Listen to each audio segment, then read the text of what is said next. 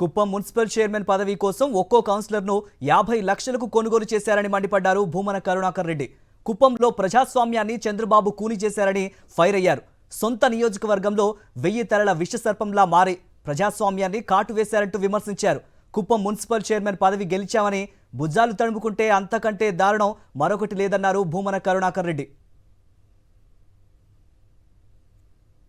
కుప్పంలో ప్రజాస్వామ్యాన్ని చంద్రబాబు గారు ఖైమా చేశారు. సాక్షాత్తు తన సొంత నియోజకవర్గంలో 1000 తలల విషసర్పంగా మారి ప్రజాస్వామ్యాన్ని కాటువేశారు.